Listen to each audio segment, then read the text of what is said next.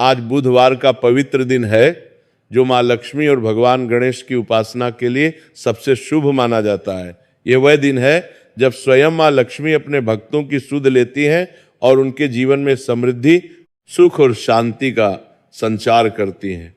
आज हम आपको एक ऐसी अद्भुत कथा सुनाने जा रहे हैं जिसे सुनने मात्र से आपके मन में भक्ति भाव जागृत होगा और आपके जीवन की सारी बाधाएं दूर हो जाएंगी। ये कहानी एक ऐसे व्यापारी की है जिसने अपने घमंड में मां लक्ष्मी का अपमान कर दिया और फिर कैसे उसने अपनी गलती सुधार कर दैवीय कृपा पाई। तो चलिए पूरे भक्ति भाव के साथ गणेश जी और मां लक्ष्मी का स्मरण करते हुए इस पावन कथा को शुरू करते हैं। बहुत पुरानी बात है। एक समृद्ध नगर में गोपाल दास नाम का एक बहुत बड़ा कपड़ा व्यापारी रहता था। वह नगर अपनी व्यापारिक समृद्धि के लिए पूरे प्रदेश में प्रसिद्ध था। नगर के बीचों बीच एक विशाल बाजार था, जहां सुबह से शाम तक व्यापारियों और ग्राहकों की भीड़ लगी रहती थी। उसी बाजार में सबसे भव्य और आकर्षक दुकान गोपाल दास की थी। उनकी दुकान के सामने से गुजरने वाला हर व्यक्ति एक बार जरूर रुककर उस दुकान की शोभा निहारता था। दुकान के बाहर संगमरमर के खंभे लगे हुए थे और दरवाजे पर सोने की कारीगरी की हुई थी। दुकान के अंदर रंग बिरंगे कपड़ों की इतनी विविधता थी कि देखने वाले की आंखें चौंधिया जाती थी। गोपाल दास का व्यापार इतना विशाल था कि दूर दूर के देशों से व्यापारी उससे माल खरीदने आते थे। कोई बनारसी रेशम लेने आता तो कोई कांजीवरम की साड़ियां खरीदने आता, कोई राजस्थानी बंधेज की मांग करता तो कोई गुजराती पटोला साड़ियों की। गोपाल दास के पास हर प्रकार का कपड़ा उपलब्ध था। उसके पास रेशम की गठरियां, कीमती साड़ियां और बहुमूल्य वस्त्र भरे पड़े थे। उनके गोदाम में इतना माल था कि 6 महीने तक बिना नया माल मंगवाए भी व्यापार चलता रहता। नगर के हर अमीर और गरीब को गोपाल दास की दुकान का पता था। जब भी शादी ब्याह या त्योहार का समय आता, लोग कहते गोपाल दास की दुकान से बेहतर कपड़े कहीं नहीं मिलते। उनकी ख्याति केवल कपड़ों की गुणवत्ता के लिए ही नहीं बल्कि उनके व्यापारिक कौशल के लिए भी थी। वे जानते थे कि कौन सा कपड़ा कब और कैसे बेचना है। उन्हें बाजार की हर गतिविधि का ज्ञान था। किस मौसम में कौन सा कपड़ा चलेगा, किस त्योहार पर कौन से रंग की मांग बढ़ेगी, ये सब उन्हें मालूम था। इसी कारण उनका व्यापार दिन दूनी रात चौगुनी बढ़ता जा रहा था। गोपाल दास की 3 दुकानें थीं और हर दुकान पर 10-10 कारीगर काम करते थे। पहली दुकान मुख्य बाजार में थी, जहां खुदरा बिक्री होती थी। दूसरी दुकान व्यापारिक गली में थी, जहां थोक का व्यापार होता था। तीसरी दुकान नगर के बाहरी इलाके में थी, जहां कारीगर कपड़ों पर कढ़ाई और डिजाइनिंग का काम करते थे। हर दुकान में अलग अलग प्रकार के कारीगर काम करते थे। कोई कढ़ाई में माहिर था तो कोई रंगाई में, कोई कपड़े की कटाई में निपुण था तो कोई सिलाई में। गोपाल दास ने अपने कारीगरों को बहुत अच्छी तरह से प्रशिक्षित किया हुआ था। वे सभी अपने अपने काम में इतने निपुण थे कि उनके हाथ से बना हुआ हर कपड़ा एक कला का नमूना होता था।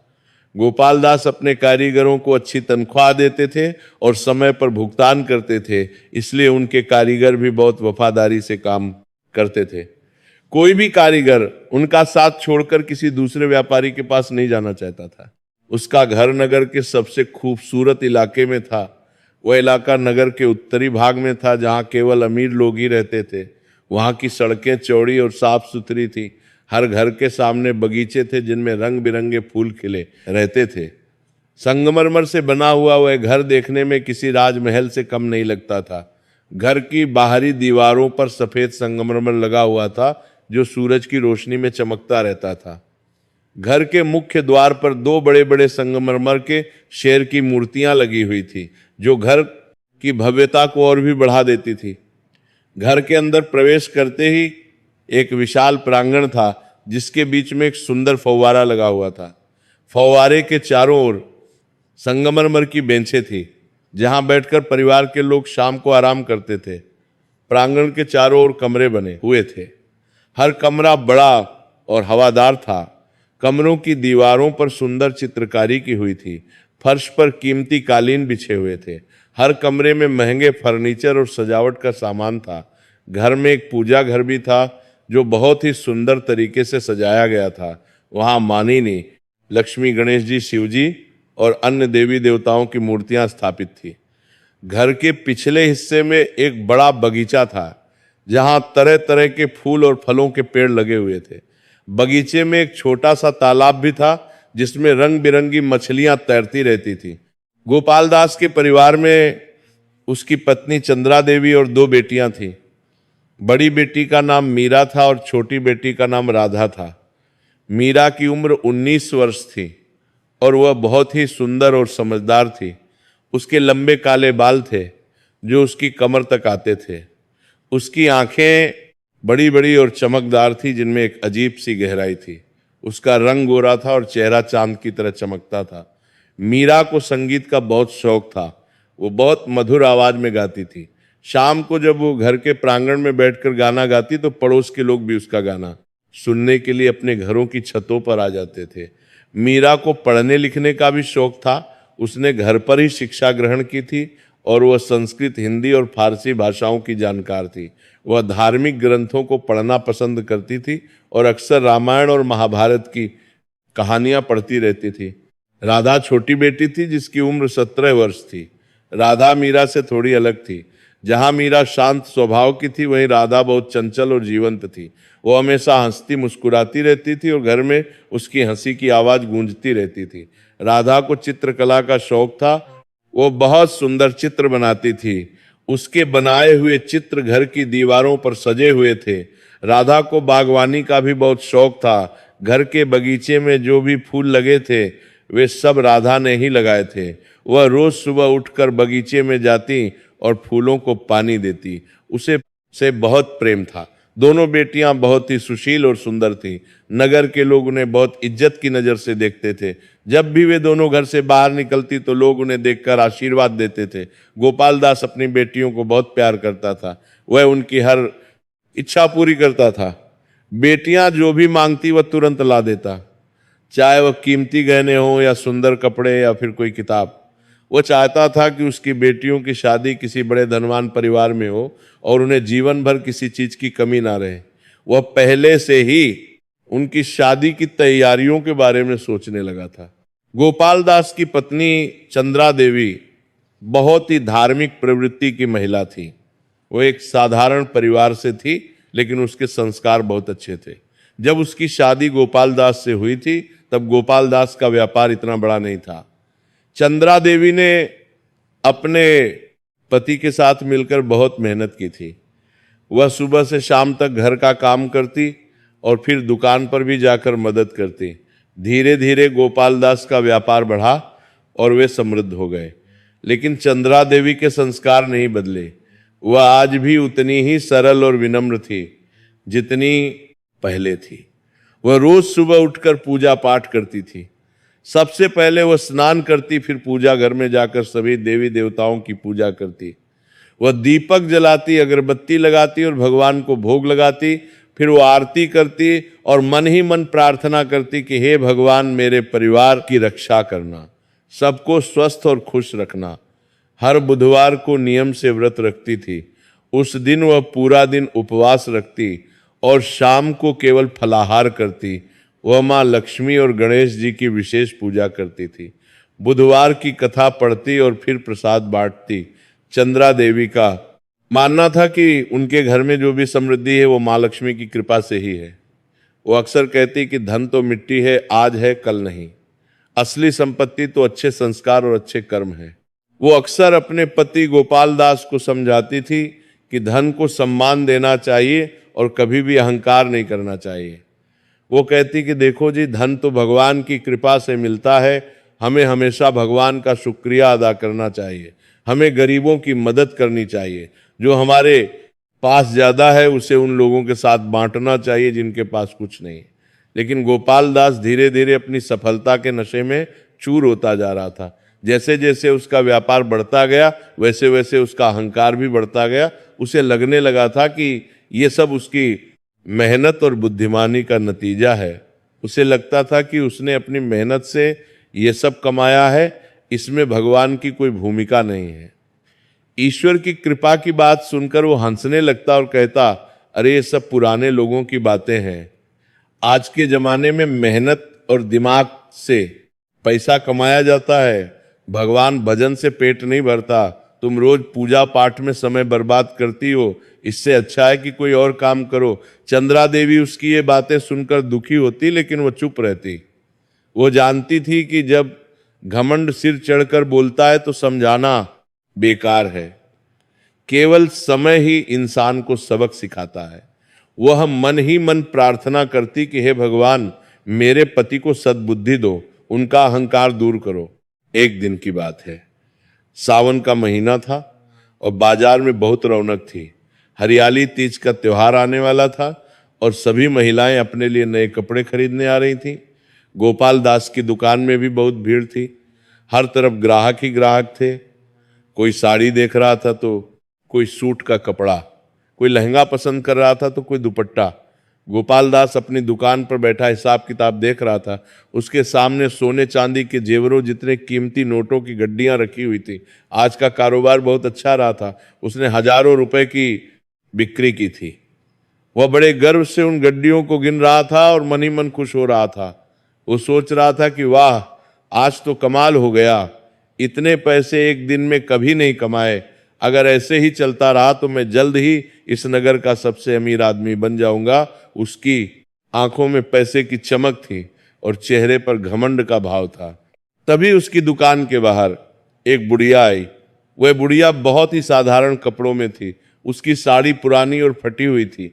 उसके बाल सफेद थे और चेहरे पर झुर्रियां पड़ी हुई थी। वह एक लाठी के सहारे चल रही थी। उसके हाथ में एक छोटी सी पोटली थी जो शायद उसकी सारी जमा पूंजी थी। वो धीरे धीरे चलते हुए दुकान के अंदर आई। दुकान के अंदर इतनी भीड़ थी कि किसी ने उस बुढ़िया पर ध्यान नहीं दिया। वो एक कोने में खड़ी होकर इंतजार करने लगी कि कब दुकानदार खाली होगा और वो अपनी बात कह सकेगी। काफी देर इंतजार करने के बाद जब थोड़ी भीड़ कम हुई तो वो गोपाल दास के पास गई। वो बुढ़िया बहुत ही विनम्र स्वर में बोली, बेटा, मुझे अपनी पोती की शादी के लिए एक साड़ी चाहिए। मेरी पोती बहुत प्यारी है और उसकी शादी अगले महीने है। मैंने सुना है कि तुम्हारी दुकान में बहुत अच्छी साड़ियां मिलती हैं, क्या तुम मुझे कोई अच्छी साड़ी दिखाओगे? गोपाल दास ने अपना हिसाब किताब रोका और ऊपर देखा। उसने ऊपर से नीचे तक उस बुढ़िया को देखा। उसके फटे पुराने कपड़े देखकर और उसकी हालत देखकर उसे लगा कि ये कोई भिखारिन होगी। उसने मन में सोचा कि इसके पास पैसे कहाँ से होंगे, ये तो बस ऐसे ही आई होगी, शायद भीख मांगने आई होगी। गोपाल दास ने बड़ी रूखी आवाज में कहा, अम्मा, यहाँ बहुत महंगी साड़ियां हैं, तुम्हारे बस की नहीं है। तुम आगे जाकर किसी छोटी दुकान में देख लो, वहां सस्ते कपड़े मिल जाएंगे। यहाँ की साड़ियां तो कम से कम 500 रुपए की हैं।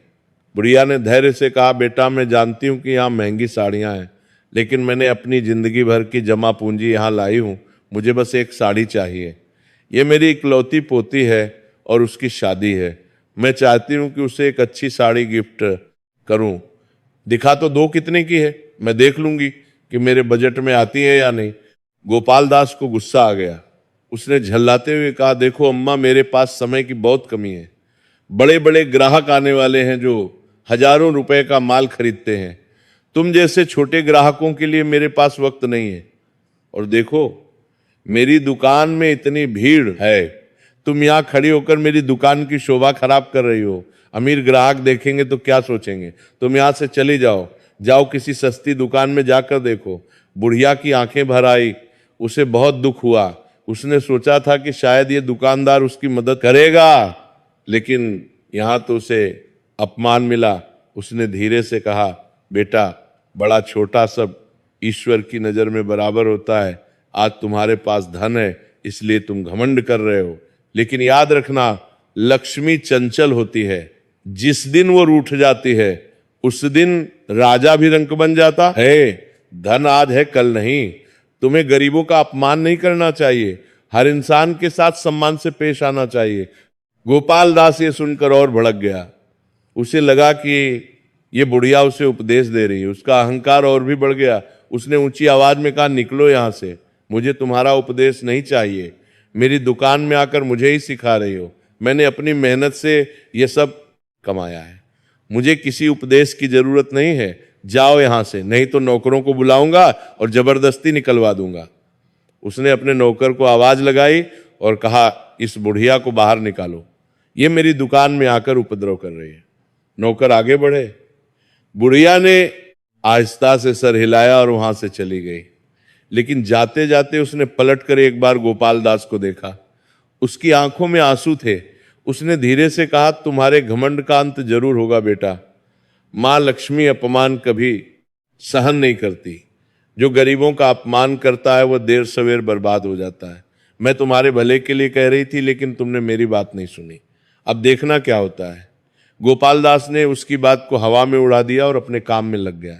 दुकान में जो दूसरे ग्राहक खड़े थे उन्होंने ये सब देखा। उन्हें गोपाल दास का व्यवहार बिल्कुल अच्छा नहीं लगा। कुछ लोगों ने आपस में कहा कि ये बहुत घमंडी हो गया है, धन ने इसका दिमाग खराब कर दिया है। लेकिन गोपाल दास को इन सब बातों की कोई परवाह नहीं थी। उसे क्या पता था कि वो बुढ़िया कोई साधारण महिला नहीं बल्कि स्वयं परीक्षा लेने आई थी। उसने अपने अहंकार में ऐसी गलती कर दी थी जिसका खामियाजा उसे जल्दी भुगतना था। उस दिन के बाद से गोपाल दास के जीवन में अजीब अजीब घटनाएं होने लगी। पहले तो छोटी छोटी बातें हुई जिन पर किसी का ध्यान नहीं गया। एक दिन उसकी दुकान में रखा हुआ एक बड़ा शीशा अचानक गिरकर टूट गया। वह शीशा बहुत मजबूती से लगा हुआ था और उसके गिरने की कोई वजह नहीं थी, लेकिन अचानक वो गिर गया और टूट गया। गोपाल दास ने सोचा कि शायद कोई हवा का झोंका आया होगा। अगले दिन उसके एक बड़े ग्राहक ने सौदा रद्द कर दिया। वह ग्राहक वर्षों से उससे माल खरीदता था और कभी कोई शिकायत नहीं की थी, लेकिन इस बार उसने अचानक सौदा रद्द कर दिया और कहा कि उसे माल पसंद नहीं आया। इस सौदे में गोपाल दास को हजारों रुपए का नुकसान हुआ। गोपाल दास ने सोचा कि यह सब महज संयोग है, व्यापार में ऐसा होता रहता है। लेकिन धीरे धीरे नुकसान बढ़ता गया। एक हफ्ते के अंदर 3-4 बार ऐसी घटनाएं हुई जो बिल्कुल अप्रत्याशित थी। जिस कारीगर की बनाई हुई साड़ियां सबसे ज्यादा बिकती थी वो बीमार पड़ गया, उसे तेज बुखार हो गया और वो काम नहीं कर पाया। डॉक्टर ने कहा कि उसे कम से कम 1 महीने का आराम चाहिए। इससे गोपाल दास के काम में बहुत बाधा आई। फिर एक दिन दुकान में चोरी हो गई। रात को कोई चोर दुकान में घुस गया और कीमती रेशम की गठरियां चोरी चली गई। ये गठरियां बहुत महंगी थी और गोपाल दास को इस चोरी से बहुत बड़ा नुकसान हुआ। उसने पहरेदारों को बहुत डांटा और कहा कि तुम लोग क्या कर रहे थे। लेकिन पहरेदारों ने कहा कि हम तो जाग रहे थे, लेकिन हमें पता ही नहीं चला कि चोर कब आया और कैसे माल ले गया। ये बात बहुत अजीब थी। गोपाल दास परेशान होने लगा। उसने सोचा शायद किसी की नज़र लग गई है। उसने एक ज्योतिषी को बुलाया और पूछा कि ये सब क्यों हो रहा है। ज्योतिषी ने उसकी कुंडली देखी और कहा कि तुम्हारे ग्रह खराब चल रहे हैं, तुम्हें कुछ उपाय करने होंगे। गोपाल दास ने वे सब उपाय किए। उसने झाड़ फूंक करवाई, नजर उतरवाई, लेकिन कोई फायदा नहीं हुआ, नुकसान होता ही रहा। असली बात तो यह थी कि मां लक्ष्मी उसके घर से रूठ कर जा चुकी थी। जब तक वो अपनी गलती नहीं सुधारता तब तक उसकी मुसीबतें खत्म होने वाली नहीं थी। चंद्रा देवी ने जब ये सब देखा तो उससे बहुत चिंता हुई। उसने अपने पति से पूछा, क्या बात है, इन दिनों लगातार नुकसान हो रहा है? पहले तो सब कुछ ठीक चल रहा था, अचानक ये सब क्यों हो रहा है? क्या तुमने किसी का दिल दुखाया है या किसी गरीब का अपमान किया है? मैंने सुना है कि जब कोई किसी गरीब या बेसहारा का अपमान करता है तो माँ लक्ष्मी रूठ जाती हैं। सोचो, याद करो, कहीं तुमने ऐसा कुछ तो नहीं किया। गोपाल दास ने झल्ला कर कहा, तुम भी शुरू हो गई। ये सब तुम्हारी पूजा पाठ की बातें हैं। ये सब व्यापार का हिस्सा है, कभी फायदा होता है कभी नुकसान। अभी थोड़ा बुरा वक्त चल रहा है, जल्द ही सब ठीक हो जाएगा। तुम अपने पूजा पाठ में लगी रहो और मुझे मेरा काम करने दो। चंद्रा देवी चुप हो गई, लेकिन उसका मन बेचैन था। उसे लग रहा था कि कोई बड़ी मुसीबत आने वाली है। वह रोज मां लक्ष्मी से प्रार्थना करती कि हे माँ, इस परिवार की रक्षा करना। मुझे नहीं पता मेरे पति ने क्या गलती की है, लेकिन हम सबको माफ कर दो। हम तुम्हारे भक्त हैं, कृपया हम पर दया करो। लेकिन गोपाल दास का घमंड अभी भी बरकरार था। वो अपनी गलती मानने को तैयार नहीं था। वो अभी भी सोचता था कि ये सब सिर्फ संयोग है और जल्द ही सब ठीक हो जाएगा। कुछ महीने बीत गए। गोपाल दास का व्यापार लगातार गिरता जा रहा था। हर दिन कोई न कोई नया नुकसान होता था। कभी माल में कीड़े लग जाते, कभी रंग खराब हो जाता, कभी कपड़ा फट जाता, कभी ग्राहक शिकायत करके माल वापस कर देते। जो ग्राहक पहले कतार लगाकर उसकी दुकान पर आते थे अब वे दूसरे व्यापारियों के पास जाने लगे थे। लोगों में ये बात फैल गई कि गोपाल दास की दुकान का माल अब वैसा नहीं रहा, पहले जैसी क्वालिटी नहीं है। गोपाल दास की प्रतिष्ठा भी कम होने लगी थी। नगर में लोग उसके बारे में बुरा बोलने लगे थे। कुछ लोग कहते कि देखो घमंड का क्या नतीजा होता है। कुछ लोग कहते कि जब सिर पर पैसा चढ़ जाता है तो आदमी अंधा हो जाता है। गोपाल दास को ये सब सुनकर बहुत बुरा लगता, लेकिन वो कुछ कर नहीं पाता था। एक दिन उसे खबर मिली कि उसका एक बड़ा कर्जदार, जिससे उसे 10,000 रुपये मिलने थे, वो नगर छोड़कर भाग गया है। ये सुनकर गोपाल दास का माथा ठनका। 10,000 रुपये उस जमाने में बहुत बड़ी रकम थी। ये बहुत बड़ा नुकसान था। उसने तुरंत अपने नौकरों को भेजा कि उस बातचीत आदमी का पता लगाओ, लेकिन कोई सुराग नहीं मिला। वो आदमी रातों रात गायब हो गया था। गोपाल दास को समझ नहीं आ रहा था कि ये सब क्यों हो रहा है। उसने अपने सारे उपाय किए थे, ज्योतिषियों से सलाह ली थी, पूजा पाठ करवाया था, लेकिन कुछ भी काम नहीं आ रहा। अपने कमरे में बैठकर सोचने लगा। उसे याद आया कि सब कुछ उस दिन से बिगड़ना शुरू हुआ था जब उसने उस बुढ़िया को अपमानित करके भगा दिया था। लेकिन उसने इस विचार को झटक दिया। उसने सोचा, ये तो मात्र एक बुढ़िया थी, इसका मेरे व्यापार से क्या लेना देना, ये सब तो महज संयोग है। लेकिन मन के किसी कोने में उसे लग रहा था कि शायद उस बुढ़िया की बात सच हो रही है, शायद उसके घमंड की सजा उसे मिल रही है। धीरे धीरे गोपाल दास का व्यापार और भी बुरी हालत में पहुंच गया। अब उसकी तीनों दुकानें सुनसान रहने लगी। पहले जहां ग्राहकों की भीड़ लगी रहती थी, अब वहां सन्नाटा छाया रहता था। लोग उससे सामान खरीदना ही बंद कर दिए। कुछ लोग तो यहां तक कहने लगे कि गोपाल दास की दुकान का माल अब अशुभ हो गया है, कोई उससे माल नहीं खरीदता। उसने कीमतें भी कम कर दी, उसने बड़ी बड़ी छूट दी, लेकिन फिर भी ग्राहक नहीं आए। आखिरकार उससे एक दुकान बंद करनी पड़ी। फिर कुछ महीनों बाद दूसरी दुकान भी बंद हो गई। अब उसके पास सिर्फ एक दुकान बची थी और वह भी मुश्किल से चल रही थी। जो नौकर और कारीगर उसके यहाँ काम करते थे, उन्हें भी उसने निकाल दिया, क्योंकि उन्हें तनख्वाह देने के पैसे नहीं थे। कुछ कारीगर खुद ही छोड़कर चले गए, क्योंकि उन्हें महीनों से तनख्वाह नहीं मिली थी। गोपाल दास की हालत दिन पर दिन खराब होती गई। जो आदमी कल तक नगर का सबसे बड़ा व्यापारी था, आज वो दिवालिया होने की कगार पर था। घर में भी हालात बिगड़ने लगे। पहले जहां हर तरह की सुख सुविधाएं थी, अब वहां तंगी आ गई। खाने पीने की चीजें कम होने लगी। पहले जिस घर में हर दिन तरह तरह के पकवान बनते थे, अब वहां 2 वक्त की रोटी के लाले पड़ने लगे। चंद्रा देवी ने अपने जेवर बेचकर घर का खर्च चलाना शुरू किया। वह नहीं चाहती थी कि उसकी बेटियों को कोई तकलीफ हो। उसने एक एक करके अपने सारे जेवर बेच दिए। पहले सोने की चूड़ियां बेची, फिर हार बेचा, फिर कानों की बालियां बेची। आखिर में उसकी मंगलसूत्र ही बची रही। मीरा और राधा, जो पहले रेशमी कपड़े पहनती थी, अब साधारण कपड़े पहनने लगी। जो लड़कियां पहले महंगे जेवर पहनती थी, अब उनके पास पहनने के लिए कुछ नहीं था। लेकिन दोनों बेटियों ने कभी शिकायत नहीं की। उन्होंने अपने माता पिता की हर तरह से मदद की। मीरा ने घर का सारा काम संभालना शुरू कर दिया। वह खाना बनाती, कपड़े धोती और घर की साफ सफाई करती। राधा बाजार जाकर सामान लाती और अपनी माँ की हर तरह से मदद करती। घर में दुख और निराशा का माहौल छा गया था। जो घर कभी हंसी खुशी से गूंजता रहता था, अब वहां सन्नाटा छाया रहता था। एक दिन गोपाल दास घर में बैठा अपने हालात पर रो रहा था। उसकी आंखों में आंसू थे और मन में पश्चाताप था। उसकी समझ में नहीं आ रहा था कि आखिर उसके साथ ये सब क्यों हो रहा है। जो आदमी कल तक इतना अमीर था, आज वह गरीबी की मार झेल रहा था। उसके पास अब कुछ नहीं बचा था। उसकी दुकानें बंद हो चुकी थी। उसके पास पैसे नहीं थे। घर में खाने के लिए अनाज नहीं था। वो सोच रहा था कि अब आगे क्या होगा, कैसे अपनी बेटियों की शादी करेगा, कैसे अपना घर चलाएगा। तभी चंद्रा देवी ने उसके पास आकर कहा, सुनो, मैं तुमसे फिर पूछ रही हूं और इस बार तुम्हें सच सच बताना होगा। तुमने जरूर किसी का दिल दुखाया है या किसी गरीब का अपमान किया है।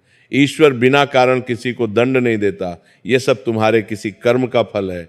मुझे सच सच बताओ, क्या हुआ था, कब से ये सब शुरू हुआ, तुमने किसका अपमान किया था? गोपाल दास ने एक लंबी सांस ली। उसे अब समझ आ रहा था कि शायद उस बुढ़िया से उसका बुरा व्यवहार ही इन सब मुसीबतों की जड़ है। उसने अपनी पत्नी को सब कुछ बताया। उसने कहा हाँ, कुछ महीने पहले सावन के महीने में एक बुढ़िया दुकान पर आई थी, वो साड़ी मांग रही थी। उसने कहा कि उसकी पोती की शादी है और उसे एक साड़ी चाहिए, लेकिन उसकी हालत देखकर मुझे लगा कि उसके पास पैसे नहीं होंगे। मुझे लगा कि वो भिखारिन है। उस समय मेरी दुकान में बहुत भीड़ थी और मैं हिसाब किताब देख रहा था।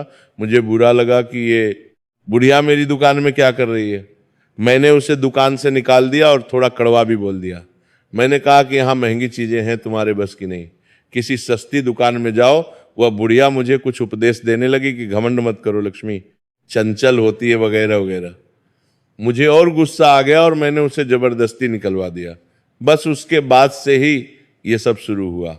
चंद्रा देवी के चेहरे पर चिंता की लकीरें गहरी हो गई, उसकी आंखों में आंसू आ गए।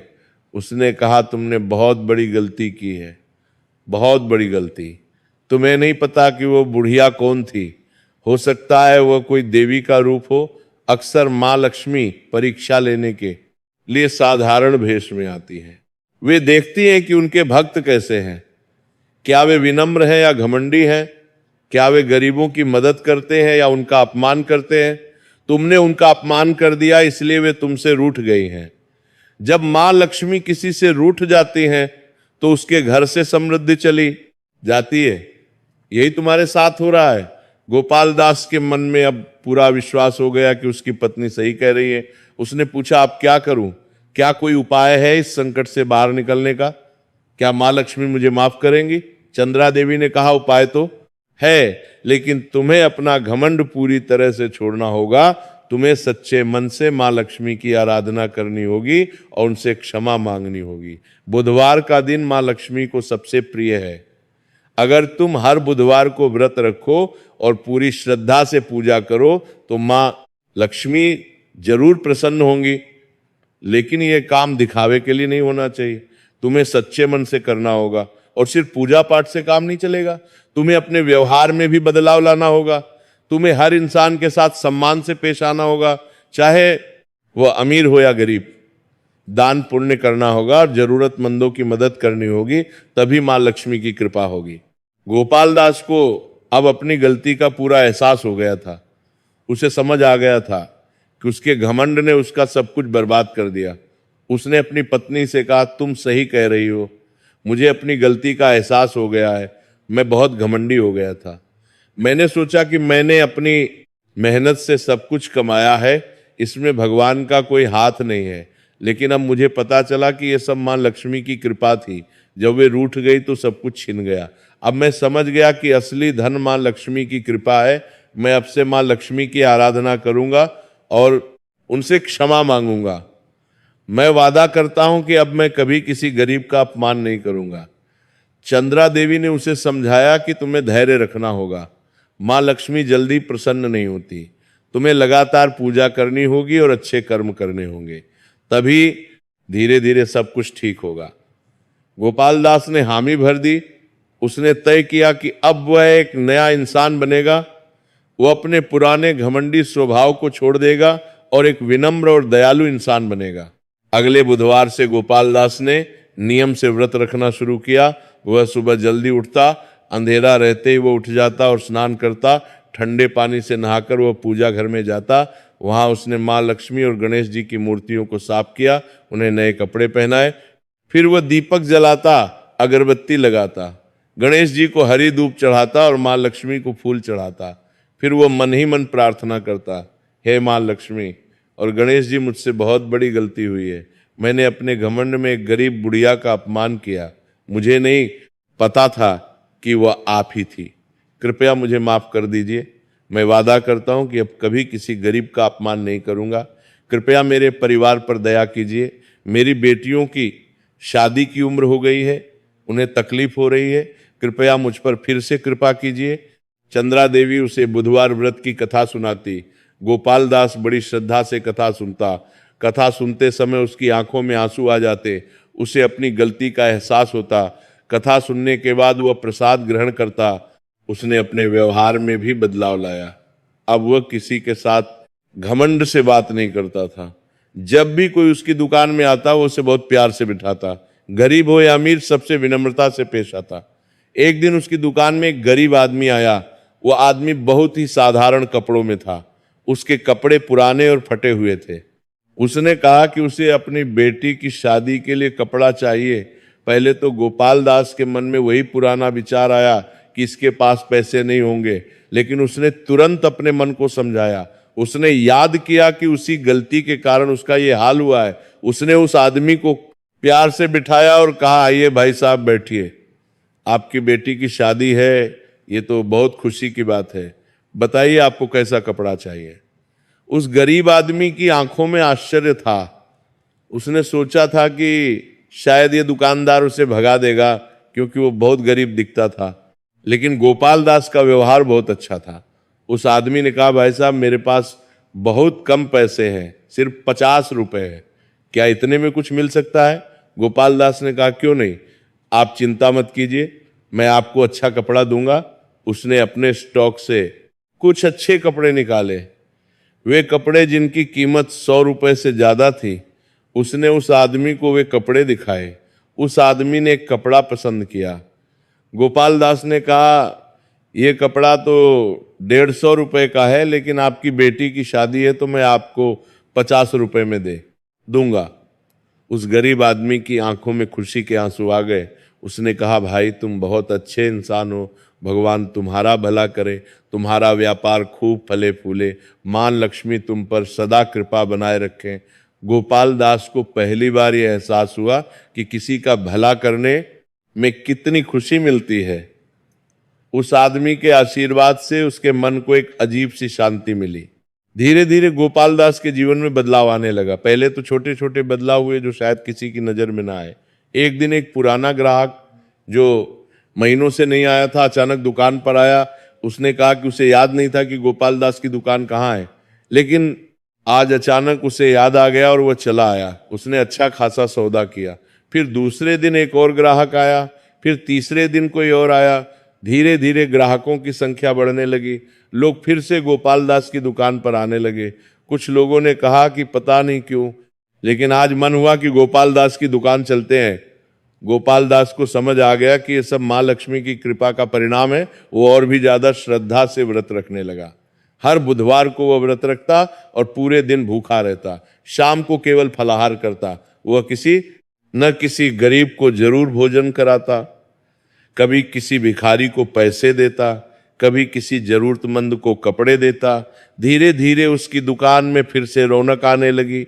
लोग उसकी ईमानदारी और विनम्रता की तारीफ करने लगे। वे कहते कि देखो गोपाल दास कितना बदल गया है, पहले कितना घमंडी था, अब कितना विनम्र हो गया है। गोपाल दास का नाम फिर से नगर में सम्मान से लिया जाने लगा। कुछ ही महीनों में उसका व्यापार फिर से चलने लगा। जो माल पड़ा हुआ था वो बिकने लगा। नए ऑर्डर आने लगे। जो कारीगर छोड़कर गए थे उनमें से कुछ वापस आ गए। उन्होंने कहा कि हमने सुना है कि आप बदल गए हैं, इसलिए हम फिर से काम करना चाहते हैं। गोपाल दास ने उन सभी को फिर से रख लिया। उसने उनकी पुरानी बकाया तनख्वाह भी दे दी। कारीगर बहुत खुश हुए। उन्होंने कहा कि आप सच्चे इंसान हैं, भगवान आपका भला करे। उसने अपनी बंद पड़ी दुकानें फिर से खोल दी। धीरे धीरे तीनों दुकानों में काम शुरू हो गया। घर में भी खुशहाली लौटने लगी। अब खाने पीने की कमी नहीं रही। मीरा और राधा के चेहरे पर फिर से मुस्कान आ गई। चंद्रा देवी बहुत खुश थी कि उसके पति ने अपनी गलती सुधार ली है। वह रोज माँ लक्ष्मी को धन्यवाद देती कि उन्होंने उसके पति को सही रास्ता दिखाया। घर में फिर से हंसी खुशी का माहौल हो गया। गोपाल दास अब पहले से भी ज्यादा मेहनत से काम करने लगा, लेकिन इस बार उसके मन में घमंड नहीं था। वो जानता था कि यह सब माँ लक्ष्मी की कृपा है। कुछ महीने और बीत गए। गोपाल दास का व्यवहार अब पहले जैसा हो गया था, बल्कि कुछ मामलों में तो पहले से भी बेहतर हो गया था। लेकिन अब गोपाल दास पहले जैसा नहीं था। अब वो हर ग्राहक के साथ अच्छा व्यवहार करता था। वो गरीबों से वैसे ही बात करता जैसे अमीरों से। उसने अपनी दुकान में एक नियम बना दिया कि हर दिन कम से कम एक गरीब को वह कुछ न कुछ मुफ्त में देगा। कभी वह किसी विधवा को साड़ी देता, कभी किसी गरीब को बच्चों के कपड़े देता, कभी किसी जरूरतमंद को पैसे देता। उसने यह भी तय किया कि अपनी कमाई का एक हिस्सा वह हमेशा दान में देगा। उसकी इस नेकी की खबर धीरे धीरे पूरे नगर में फैल गई। लोग उसे एक अच्छा इंसान मानने लगे। उसकी दुकान पर ग्राहक इसलिए नहीं आते थे कि वहाँ अच्छा माल है, बल्कि इसलिए भी आते थे कि वो एक अच्छा इंसान है। गोपाल दास को अब ये समझ आ गया था कि असली समृद्धि केवल पैसों में नहीं बल्कि लोगों के प्यार और आशीर्वाद में है। एक दिन की बात है, बुधवार का दिन था। गोपाल दास ने व्रत रखा हुआ था, शाम का समय था, वो अपनी दुकान पर बैठा था। तभी एक महिला दुकान के अंदर आई। वो बहुत ही साधारण कपड़ों में थी, उसकी साड़ी पुरानी थी लेकिन साफ सुथरी थी। उसके हाथ में एक छोटी सी पोटली थी। गोपाल दास ने जैसे ही उसे देखा, उसे वो बुढ़िया याद आ गई जिसे उसने महीनों पहले अपमानित करके भगाया था। एक पल के लिए उसका दिल धड़क गया, लेकिन फिर उसने ध्यान से देखा तो पाया कि ये कोई और महिला थी। ये बुढ़िया नहीं थी, ये एक मध्यम आयु की महिला थी। गोपाल दास ने तुरंत उठकर उसका स्वागत किया। उसने हाथ जोड़कर कहा, बहन जी नमस्कार, आइए बैठिए, आपको क्या चाहिए।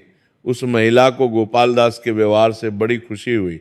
वो बोली, मुझे अपनी बेटी की शादी के लिए एक साड़ी चाहिए। मेरे पास ज़्यादा पैसे नहीं है, सिर्फ 80 रुपए हैं, क्या आप कुछ अच्छा दिखा सकते हैं।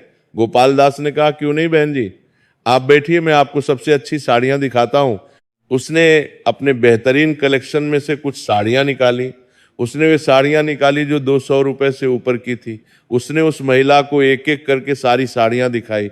उस महिला ने एक बहुत सुंदर लाल रंग की साड़ी पसंद की। उस साड़ी पर सोने के रंग की कढ़ाई थी, वो बहुत खूबसूरत थी। महिला ने पूछा, इसकी कीमत क्या है। गोपाल दास ने कहा, देखिए बहन जी, ये साड़ी तो 250 रुपए की है, ये बहुत महंगी साड़ी है, इस पर खास कारीगरी की गई है, लेकिन आपकी बेटी की शादी है और आज बुधवार का पवित्र दिन है, तो मैं आपको इसे 80 रुपए में दे दूंगा। बस आप अपनी बेटी को आशीर्वाद देना और मेरे लिए भी प्रार्थना करना कि माँ लक्ष्मी की कृपा बनी रहे। उस महिला की आंखों में खुशी के आंसू आ गए। उसने कहा, भाई आप बहुत अच्छे इंसान हैं, मैंने बहुत सी दुकानों में साड़ियां देखी लेकिन कहीं भी कोई इतना अच्छा व्यवहार नहीं मिला, सब लोग मुझे भगा देते थे, लेकिन आपने न केवल मुझे इज्जत दी बल्कि इतनी सुंदर साड़ी भी इतने कम दाम में दे रहे हैं। भगवान आपका भला करे, आप हमेशा खुश रहें, आपका व्यापार खूब फले फूले, माँ लक्ष्मी सदा आप पर कृपा बनाए रखें। गोपाल दास ने उस साड़ी को अच्छे से पैक किया। उसने एक सुंदर कपड़े में उसे लपेटा और महिला को दे दिया। महिला ने 80 रुपए दिए और खुशी खुशी वहां से चली गई। जैसे ही वो महिला दुकान से बाहर निकली, गोपाल दास को एक अजीब सी शांति महसूस हुई। उसे लगा जैसे किसी ने उसके सिर पर हाथ रखकर आशीर्वाद दिया हो। उसके मन में एक अलग सी खुशी थी। उसने सोचा कि शायद यही असली खुशी है, पैसे कमाने से ज्यादा खुशी किसी का भला करने में है। उस दिन शाम को जब वो घर आया तो उसका चेहरा चमक रहा था। चंद्रा देवी ने पूछा, आज बहुत खुश लग रहे हो, क्या बात है। गोपाल दास ने उसे सारी बात बताई। चंद्रा देवी ने कहा, बहुत अच्छा किया तुमने, माँ लक्ष्मी जरूर खुश होंगी। उस रात जब वे सब सो गए तो गोपाल दास को एक सपना आया। माँ लक्ष्मी करके बात करके माँ लक्ष्मी करके बीवी है। उसी के बाद सपने में उसने देखा कि वही बुढ़िया जिसे उसने महीनों पहले अपमानित किया था उसके सामने खड़ी है, लेकिन इस बार वो बुढ़िया साधारण कपड़ों में नहीं बल्कि दिव्य रूप में थी। उसके चारों ओर एक तेज प्रकाश था जो आंखों को चौंधिया रहा था। वो बुढ़िया अब एक सुंदर देवी के रूप में थी। उसके हाथों में कमल के फूल थे, उसके चारों ओर सोने की चमक थी। गोपाल दास समझ गया कि ये कोई साधारण स्त्री नहीं है, ये स्वयं माँ लक्ष्मी है। उसका दिल जोर जोर से धड़कने लगा। वह सपने में ही घुटनों के बल बैठ गया। मानतीन से कामतार को अन्य का पुरी तरन। लक्ष्मी ने मुस्कुराते हुए कहा, गोपाल दास, तुमने अपनी गलती सुधार ली, तुमने अपना घमंड छोड़ दिया और सच्चे मन से मेरी आराधना की। तुमने गरीबों की मदद की और अच्छे कर्म किए। मैं तुमसे प्रसन्न हूं। मैं उस दिन तुम्हारी परीक्षा लेने आई थी। मैं देखना चाहती थी कि तुम कैसे इंसान हो, लेकिन तुमने घमंड में आकर मेरा अपमान कर दिया, इसलिए मुझे तुम्हें सबक सिखाना पड़ा। लेकिन अब तुम बदल गए हो, अब तुम समझ गए हो कि धन का असली मतलब क्या है। अब तुम्हारे घर में फिर से समृद्धि आएगी। लेकिन याद रखना, कभी भी किसी गरीब या जरूरतमंद का अपमान मत करना। हर इंसान का सम्मान करना, धन आता है और जाता है, लेकिन अच्छे कर्म हमेशा तुम्हारे साथ रहते हैं। गोपाल दास ने सपने में ही उस दिव्य रूप के चरणों में सिर झुका दिया। उसकी आंखों से आंसू बह रहे थे। उसने रोते हुए कहा, हे माँ, मुझसे बहुत बड़ी गलती हुई, मैं आपको पहचान नहीं पाया और आपका अपमान कर दिया, मुझे माफ कर दीजिए माँ, कृपया मुझे माफ कर दीजिए। दुकोण बाप को कुछ ने कहा, जिनतान कुछ ने कहा गए।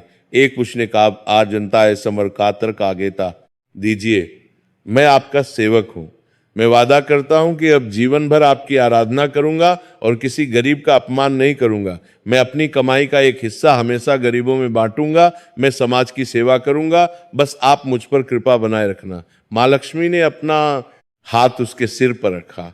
उनके स्पर्श से गोपाल दास को एक अलौकिक शांति महसूस हुई। माँ लक्ष्मी ने कहा, तथास्तु बेटा, तुम्हारी भक्ति सच्ची है, इसलिए मैं तुम्हें आशीर्वाद देती हूँ। तुम्हारा व्यापार फिर से फलेगा फूलेगा, तुम्हारी बेटियों की शादी धूमधाम से होगी, तुम्हारे घर में सुख शांति और समृद्धि रहेगी। लेकिन हमेशा याद रखना कि ये सब मेरी कृपा है, कभी घमंड मत करना, हमेशा विनम्र रहना और दूसरों की मदद करना। यह कहकर वह दिव्य रूप धीरे धीरे अदृश्य होने लगा। गोपाल दास ने हाथ जोड़कर कहा, धन्यवाद माँ, धन्यवाद, आपकी कृपा सदा बनी रहे। गोपाल दास की नींद खुल गई। वह पसीने से लथपथ था, उसका दिल तेजी से धड़क रहा था, लेकिन उसके मन में एक अद्भुत शांति थी। उसे समझ आ गया कि वह सपना कोई साधारण सपना नहीं था, यह माँ लक्ष्मी का आशीर्वाद था। सुबह का समय हो रहा था, अभी अंधेरा था, लेकिन पूरब में हल्की लालिमा दिखाई दे रही थी। गोपाल दास ने तुरंत उठकर स्नान किया, फिर वह पूजा घर में गया और माँ लक्ष्मी की पूजा की। उसने प्रण लिया कि अब वो जीवन भर माँ लक्ष्मी की सेवा करेगा और गरीबों की मदद करेगा। उस दिन से गोपाल दास का जीवन पूरी तरह बदल गया। उसके मन में अब कोई घमंड नहीं था। वह जानता था कि वह जो कुछ भी है माँ लक्ष्मी की कृपा से है। उस दिन के बाद से गोपाल दास के जीवन में चमत्कार होने लगे। उसका व्यापार तेजी से बढ़ने लगा। हर दिन नए नए ग्राहक आने लगे। दूर दूर से व्यापारी उससे माल खरीदने आने लगे। एक दिन पड़ोसी राज्य से एक बड़ा व्यापारी आया। उसने कहा कि मैंने तुम्हारी ईमानदारी के बारे में सुना है, मुझे तुमसे बड़ी मात्रा में माल चाहिए। गोपाल दास ने उसे अच्छा माल दिया और समय पर डिलीवर किया। वह व्यापारी बहुत खुश हुआ। उसने कहा कि अब से मैं हमेशा तुमसे ही माल खरीदूंगा। इस तरह गोपाल दास के बड़े बड़े ग्राहक बनने लगे। उसकी प्रतिष्ठा पहले से भी ज्यादा बढ़ गई। नगर में लोग कहने लगे कि देखो गोपाल दास कैसे बदल गया, पहले घमंड में था तो सब कुछ खो दिया, अब विनम्र हो गया तो माँ लक्ष्मी ने फिर से सब कुछ दे दिया। ये सच है कि माँ लक्ष्मी विनम्र लोगों से प्रेम करती हैं, लेकिन इस बार गोपाल दास ने घमंड नहीं किया। वह जानता था कि यह सब माँ लक्ष्मी की कृपा है।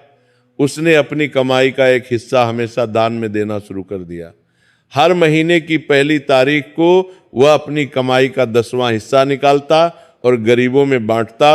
हर बुधवार को वह गरीब लड़कियों की शादी के लिए कपड़े दान करता, जरूरतमंदों को मुफ्त में कपड़े देता, किसी विधवा को साड़ी देता, किसी अनाथ को कपड़े देता।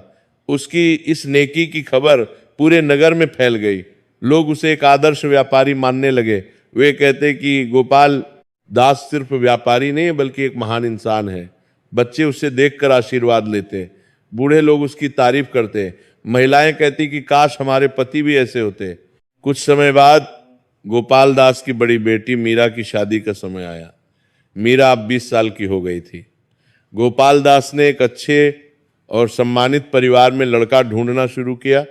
उसे एक बहुत अच्छा लड़का मिला जो एक धनी व्यापारी का बेटा था। लड़का पढ़ा लिखा था और अच्छे संस्कारों वाला था। गोपाल दास ने मीरा की शादी उस लड़के से तय कर दी। शादी की तैयारियां जोरों पर थी। गोपाल दास ने सोचा कि मीरा की शादी में वह नगर के सभी गरीब परिवारों को भी न्योता देगा और उन्हें भोजन कराएगा। ये उसके मन में माँ लक्ष्मी के प्रति कृतज्ञता थी। उसने चंद्रा देवी से कहा कि शादी में सबसे पहले गरीबों को भोजन कराया जाएगा, उसके बाद बाकी मेहमानों को। चंद्रा देवी बहुत खुश हुई, उसकी आंखों में खुशी के आंसू आ गए। उसने कहा, तुम सच में बदल गए हो, मुझे गर्व है तुम पर। मानी फुटकर के बाद उनके लिए प्राज बनान को में जिनने के लिए गर्व है। लक्ष्मी ने तुम्हें नया जीवन दिया है, तुम इसे अच्छे से जियो, शादी का दिन आ गया। गोपाल दास ने बड़ी धूमधाम से मीरा की शादी की। शादी के लिए एक बड़ा मंडप बनाया गया, पूरे नगर को सजाया गया, रंग बिरंगी रोशनी लगाई गई, संगीत की व्यवस्था की गई, खाने में तरह तरह के पकवान बनाए गए। उसने नगर के सभी गरीब परिवारों को बुलाया। सुबह से ही गरीब लोग आने शुरू हो गए। गोपाल दास ने उन सभी का स्वागत किया। उसने अपने हाथों से उन्हें भोजन परोसा, उसने उन्हें भरपेट खाना खिलाया, हर गरीब को कपड़े और दक्षिणा भी दी। एक एक करके सैकड़ों गरीब लोग आए, सभी ने भरपेट खाना खाया। सभी गरीब लोगों ने गोपाल दास को आशीर्वाद दिया। एक बूढ़े आदमी ने कहा, बेटा तुमने हम गरीबों का इतना ख्याल रखा, भगवान तुम्हारा भला करे, तुम्हारी बेटी की शादी सफल हो, तुम्हारे घर में हमेशा खुशियां रहे। एक बूढ़ी औरत ने कहा, बेटा मैंने अपनी जिंदगी में ऐसा भोजन पहली बार खाया है, तुमने हमें राजाओं जैसा सम्मान दिया। माँ लक्ष्मी तुम पर सदा कृपा बनाए रखे। उस दिन गोपाल दास को ऐसी खुशी मिली जो पैसों से नहीं खरीदी जा सकती थी। उसे लगा कि यही असली खुशी है। फिर शाम को बारात आई। बारात बहुत भव्य थी। दूल्हा बहुत सुंदर घोड़े पर बैठा था। बारातियों का स्वागत किया गया। मीरा को दुल्हन बनाया गया। वह बहुत सुंदर लग रही थी। उसने लाल रंग का लहंगा पहना हुआ था जिस पर सोने की कढ़ाई थी, उसके गहने चमक रहे थे। शादी की रस्में बड़ी धूमधाम से हुई। पंडित जी ने मंत्र पढ़े, फेरे हुए। विदाई का समय आया तो मीरा और चंद्रा देवी दोनों रो पड़ी। ये खुशी के आंसू भी थे और विदाई के दुख के भी। गोपाल दास ने अपनी बेटी को ढेर सारा दहेज दिया, कपड़े, गहने, फर्नीचर और पैसे, सब कुछ। उसने अपनी बेटी को आशीर्वाद देते हुए कहा, बेटा हमेशा खुश रहना, अपने ससुराल वालों का सम्मान करना और याद रखना कि जीवन में सबसे महत्वपूर्ण अच्छा इंसान बनना है। मीरा ने रोते हुए कहा, हाँ पिताजी, मैं आपकी सीख हमेशा याद रखूंगी। मीरा की विदाई हुई और वो अपनी ससुराल चली गई। शादी बड़ी सफलता से संपन्न हुई। सभी मेहमानों ने गोपाल दास की तारीफ की। लोगों ने कहा कि इतनी अच्छी शादी बहुत कम देखने को मिलती है। शादी के कुछ दिन बाद एक दिन गोपाल दास अपनी दुकान पर बैठा था, तभी एक संदेशवाहक आया। वह राजा के महल से आया था। उसके हाथ में एक सुंदर लिफाफा था जिस पर राजमुद्रा लगी हुई थी। गोपाल दास ने घबराते हुए पत्र खोला। उसे लगा कि शायद कोई समस्या है, लेकिन जब उसने पत्र पढ़ा तो उसकी खुशी का ठिकाना नहीं रहा। पत्र में लिखा था, महामहिम श्री गोपाल दास जी, हमें यह सूचित करते हुए अत्यंत प्रसन्नता हो रही है कि महाराज की राजकुमारी का विवाह आगामी महीने में होने वाला है। हमने आपकी ईमानदारी और कार्य कुशलता के विषय में सुना है, अतः महाराज ने आपको राजकीय वस्त्र आपूर्तिकर्ता नियुक्त किया है। आपको राजकुमारी के विवाह के लिए सभी वस्त्रों की व्यवस्था करनी होगी। कृपया अगले सप्ताह महल में उपस्थित हों। यह बहुत बड़ा सम्मान था। किसी साधारण व्यापारी को राजकीय आपूर्तिकर्ता बनाया जाना बहुत बड़ी बात थी। गोपाल दास की खुशी का ठिकाना नहीं रहा। उसने तुरंत घर आकर यह खबर चंद्रा देवी को सुनाई। चंद्रा देवी ने कहा, यह सब माँ लक्ष्मी का आशीर्वाद है। तुमने सच्चे मन से उनकी आराधना की, इसलिए वे तुम पर प्रसन्न हो गई हैं। गोपाल दास ने तुरंत पूजा घर में जाकर माँ लक्ष्मी को धन्यवाद दिया। उसने प्रण लिया कि वह कभी भी अपनी नेकी का रास्ता नहीं छोड़ेगा। अगले सप्ताह गोपाल दास राजमहल गया। महल बहुत भव्य था। उसने पहले कभी इतना बड़ा और सुंदर महल नहीं देखा था। उसे राजा के दरबार में ले जाया गया। राजा सिंहासन पर बैठे थे। गोपाल दास ने राजा को प्रणाम किया। राजा ने कहा, गोपाल दास, हमने तुम्हारी ईमानदारी के बारे में बहुत सुना है। हमें पता है कि तुम बहुत अच्छा काम करते हो और गरीबों की भी मदद करते हो, इसलिए हमने तुम्हें अपनी बेटी की शादी के लिए चुना है। हम चाहते हैं कि तुम सबसे अच्छे कपड़े तैयार करो। गोपाल दास ने विनम्रता से कहा, महाराज, ये मेरे लिए बहुत बड़े सम्मान की बात है। मैं अपना सर्वश्रेष्ठ काम करूंगा, आप निराश नहीं होंगे। राजा ने मुस्कुराते हुए कहा, हमें तुम पर पूरा विश्वास है। राजकुमारी की शादी का काम गोपाल दास ने बड़ी लगन और ईमानदारी से किया। उसने अपने सबसे अच्छे कारीगरों को लगाया। उसने सबसे बेहतरीन कपड़े मंगवाए। रात दिन मेहनत की, हर कपड़े पर खास ध्यान दिया। राजकुमारी के लिए एक बहुत ही सुंदर लहंगा तैयार किया। गया जो असली सोने के तारों से कढ़ा हुआ था, उस पर हीरे मोती लगे हुए थे। वह इतना सुंदर था कि देखने वाले की आंखें खुली की खुली रह जाती थी। राजा और रानी के लिए भी शाही वस्त्र तैयार किए गए, सभी दरबारियों के लिए भी कपड़े बनाए गए। शादी का दिन आया, राजकुमारी ने वह लहंगा पहना। वह इतनी सुंदर लग रही थी कि सभी बारातियों ने उसकी तारीफ की। राजा उसके काम से बहुत खुश हुआ। शादी के बाद राजा ने गोपाल दास को दरबार में बुलाया। राजा ने कहा, गोपाल दास, तुम्हारा काम अद्भुत है। हमने ऐसे सुंदर वस्त्र पहले कभी नहीं देखे। तुम्हारी ईमानदारी और मेहनत की पूरे राज्य में चर्चा है। हमने सुना है कि तुम गरीबों की बहुत मदद करते हो। ये बहुत अच्छी बात है। धनवान व्यक्ति का कर्तव्य है कि वो गरीबों की मदद करे। आज हम तुम्हें राजकीय सम्मान देते हैं और तुम्हें हमारा राजकीय व्यापारी नियुक्त करते हैं। गोपाल दास ने विनम्रता से राजा को धन्यवाद दिया। उसने कहा, महाराज, यह सब आपकी और मां लक्ष्मी की कृपा है। मैं तो सिर्फ अपना कर्तव्य निभा रहा हूं। मैं वादा करता हूं कि मैं हमेशा ईमानदारी से काम करूंगा और आपके विश्वास को बनाए रखूंगा। राजा गोपाल दास की विनम्रता से बहुत प्रभावित हुआ। उसने कहा, तुम्हारी यही विनम्रता तुम्हारी सबसे बड़ी संपत्ति है। घमंडी व्यक्ति चाहे कितना भी धनवान हो, एक दिन बर्बाद हो जाता है, लेकिन विनम्र व्यक्ति हमेशा सफल रहता है। तुम हमेशा ऐसे ही बने रहो। राजा ने गोपाल दास को ढेर सारा इनाम दिया। सोने की मोहरें, कीमती कपड़े और जमीन का एक टुकड़ा भी दिया। गोपाल दास खुशी खुशी अपने घर लौट आया। गोपाल दास का व्यापार अब बहुत बड़ा हो गया था। उसके पास पहले से भी ज्यादा धन और प्रतिष्ठा थी। उसकी दुकानों में हमेशा भीड़ रहती थी। दूर दूर से लोग उससे माल खरीदने आते थे। लेकिन इस बार वो पहले जैसा घमंडी नहीं था। वो जानता था कि ये सब अस्थाई है, आज है कल नहीं। असली संपत्ति तो अच्छे कर्म और भक्ति है। वह हर बुधवार को नियम से व्रत रखता और मां लक्ष्मी की पूजा करता। उसने एक नियम बनाया कि हर महीने अपनी कमाई का 10वां हिस्सा वह गरीबों में बांटेगा। कभी कभी तो वह 20% तक दान करने देता। उसने नगर में एक धर्मशाला भी बनवाई। ये एक बड़ी इमारत थी जहां गरीब यात्री मुफ्त में रुक सकते थे। धर्मशाला में 20 कमरे थे। हर कमरे में बिस्तर और जरूरी सामान था। यात्रियों के लिए खाने की भी व्यवस्था थी। धर्मशाला के बाहर एक बोर्ड लगा था जिस पर लिखा था, ये धर्मशाला श्री गोपाल दास द्वारा बनवाई गई है। सभी गरीब यात्री यहाँ मुफ्त में रुक सकते हैं। माँ लक्ष्मी की कृपा से ये सेवा की जा रही है। उसने एक कुआं भी खुदवाया। ये कुआं नगर के बाहर उस रास्ते पर था जहां से यात्री आते जाते थे। कुएं के पास एक छोटा सा मंदिर भी बनवाया जहां माँ लक्ष्मी की मूर्ति थी। कुएं पर एक व्यक्ति को रखा गया था जो यात्रियों को पानी पिलाता था। गर्म दिनों में ठंडा पानी और सर्दियों में सामान्य पानी। गोपाल दास के नेक कामों की चर्चा दूर दूर तक फैल गई।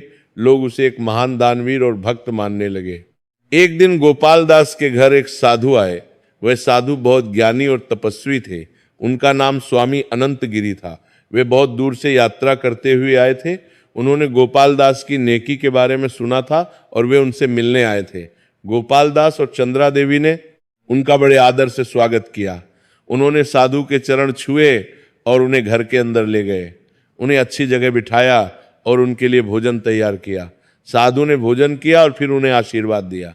साधु ने कहा, गोपाल दास, तुम धन्य हो। तुमने अपनी गलती को सुधारा और सच्चे मन से माँ लक्ष्मी की आराधना की। माँ लक्ष्मी तुम पर बहुत प्रसन्न है। मैं ये बात जानता हूँ क्योंकि मुझे दिव्य दृष्टि प्राप्त है। मैंने देखा है कि माँ लक्ष्मी स्वयं तुम्हारे घर में विराजमान है।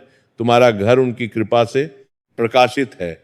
लेकिन याद रखना, धन केवल संग्रह करने के लिए नहीं होता। धन का सही उपयोग दूसरों की भलाई में है। जो व्यक्ति अपने धन को समाज के कल्याण में लगाता है वही सच्चा धनवान है। तुमने धर्मशाला बनवाई, कुआं खुदवाया, गरीबों की मदद की, ये सब बहुत अच्छे काम है।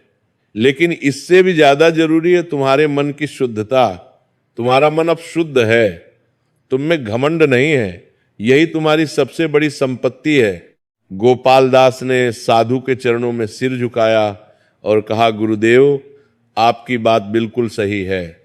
मैं अपनी गलती से सीख चुका हूं। मैंने देखा है कि जब मैं घमंडी था तो मेरा सब कुछ छिन गया, लेकिन जब मैंने विनम्रता अपनाई तो माँ लक्ष्मी ने फिर से सब कुछ दे दिया। अब मैं अपने धन का उपयोग समाज की भलाई में ही करूंगा। मैं और भी ज्यादा काम करना चाहता हूं। मैं चाहता हूं कि गरीब बच्चों के लिए एक पाठशाला खोलूं। मैं चाहता हूं कि विधवा महिलाओं को रोजगार दूं। साधु ने मुस्कुराते हुए कहा, बहुत अच्छी बात है, तुम्हारे ये विचार बहुत श्रेष्ठ है, तुम जरूर ये सब करो। जब तुम गरीबों की मदद करोगे तो माँ लक्ष्मी और भी प्रसन्न होंगी। याद रखो, धन वहीं टिकता है जहां उसका सही उपयोग होता है। तुम्हारा मार्ग शुभ हो, माँ लक्ष्मी सदा तुम पर कृपा बनाए रखे। साधु ने उन्हें आशीर्वाद दिया और फिर अपनी यात्रा पर चले गए। साधु के जाने के बाद गोपाल दास ने और भी ज्यादा मन लगाकर समाज सेवा करना शुरू कर दिया। उसने गरीब बच्चों के लिए एक पाठशाला खोली। ये पाठशाला नगर के बाहरी हिस्से में थी जहां गरीब लोग रहते थे।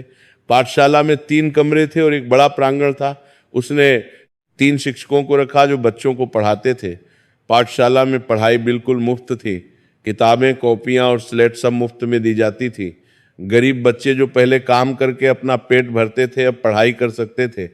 पाठशाला में रोज दोपहर को बच्चों के लिए भोजन की भी व्यवस्था थी। इससे गरीब माता पिता को बहुत राहत मिली। उनके बच्चे न केवल पढ़ रहे थे बल्कि उन्हें खाना भी मिल रहा था। कुछ ही महीनों में पाठशाला में 100 से ज्यादा बच्चे आने लगे। गोपाल दास रोज शाम को पाठशाला में जाता और बच्चों से मिलता। वह उन्हें प्रोत्साहित करता और कहता कि तुम लोग अच्छे से पढ़ो, पढ़ाई से ही तुम्हारा भविष्य उज्जवल होगा। बच्चे उसे बहुत प्यार करते थे और उसे दादाजी बुलाते थे। उसने विधवा महिलाओं के लिए रोजगार की व्यवस्था की। उसने अपनी तीसरी दुकान में जहां कढ़ाई और डिजाइनिंग का काम होता था, कुछ विधवा महिलाओं को काम पर रखा। इन महिलाओं को पहले अपना गुजारा करने में बहुत मुश्किल होती थी। समाज में उनकी स्थिति बहुत कमजोर थी, लेकिन अब उन्हें काम मिल गया और वे आत्मनिर्भर बन गई। गोपाल दास उन्हें अच्छी तनख्वाह देता था। वो उनके साथ बहुत अच्छा व्यवहार करता था। कभी कभी जब कोई महिला बीमार पड़ती तो उसका इलाज भी करवाता। इन महिलाओं ने गोपाल दास को अपना भाई और रक्षक माना। वे रोज मां लक्ष्मी से प्रार्थना करती कि गोपाल दास का भला हो। गोपाल दास की इन नेकियों का असर ये हुआ कि पूरे नगर में उसका नाम सम्मान से लिया जाने लगा। लोग उसे केवल एक व्यापारी के रूप में नहीं बल्कि एक महान इंसान के रूप में जानने लगे। बच्चे उसे देखकर आशीर्वाद लेते, महिलाएं उसके लिए दुआ करती, बूढ़े लोग उसकी मिसाल देते। गोपाल दास के घर में खुशियां ही खुशियां थी। उसकी बेटी मीरा अपनी ससुराल में बहुत खुश थी। उसका पति और ससुराल वाले उससे बहुत प्यार करते थे। अब छोटी बेटी राधा की शादी की तैयारियां चल रही थी। चंद्रा देवी हमेशा मां लक्ष्मी का धन्यवाद करती कि उन्होंने उसके परिवार को इतना सुख दिया। कुछ वर्ष बीत गए। गोपाल दास अब बूढ़ा हो चला था। उसकी उम्र 60 के पार हो गई थी। उसके बाल सफेद हो गए थे और चेहरे पर झुर्रियां पड़ गई थी, लेकिन उसका मन अभी भी जवान था। उसमें अभी भी वही उत्साह था। वह अभी भी नियम से हर बुधवार को व्रत रखता और मां लक्ष्मी की पूजा करता। उसकी दोनों बेटियों की शादी हो चुकी थी और वे बहुत खुश थी। मीरा के 2 बच्चे हो गए थे, एक बेटा और एक बेटी।